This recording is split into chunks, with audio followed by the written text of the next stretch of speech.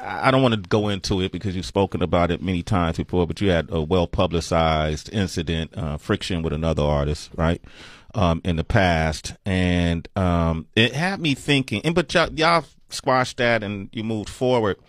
But when I look at Ghana and I look at Nigeria and I see artists like Davido and Wizkid and Burna Boy, they're selling out international, massive, like stadiums. Massive. Now, what's going on in Ghana? Like, how can Ghana and Ghanaian artists unify and stop with whatever division that might exist there? Paint this picture. What's going on in Ghana, man? Tell the truth.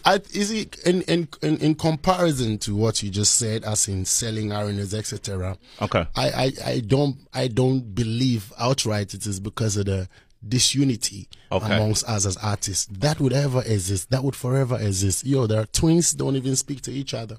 Twins. Twins. There are some twins who don't speak to each other, and even if they do, I think it's natural in life for hurdles to come and go. Okay. And out of the hurdles, then you realize how strong your family ties are or your friendship ties are. Because if you don't get to cross it and get stronger in bond, then that means it's supposed to break. You know what I mean? So that's how I see everything in terms of, that way. It's not because of our disunity that we're not really, selling out avenues and arenas here in the West. I think the reasons go beyond that. Of course, all the Nigerian artists are my brothers that you see. They are not living together. Yeah.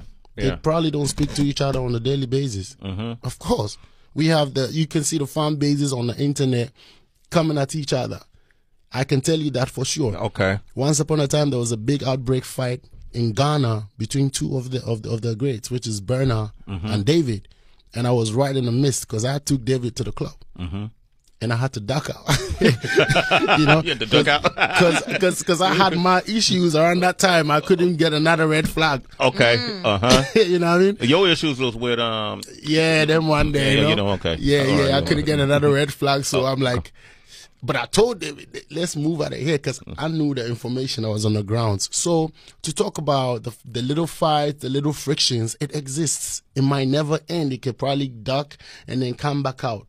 But I don't think that for us Ghanaians, that is what is responsible for our international exploitations. Now we have to look at the factors.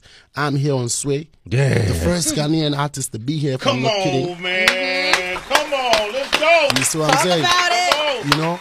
And I've been on Breakfast Club, the first, if I'm not kidding. I've been the first to do a lot of things. Yeah. Why should that be? Because I believe it's my focus, it's my drive, it's my tenacity, and then it's God in the beginning of it all, is divine, is our mission, is our purpose. Of course, because Burna, first African today in 2023 to be selling out stadiums in the West. Yeah. So I keep saying, has people not done this before? Yes, they have, but probably they didn't do it on this level.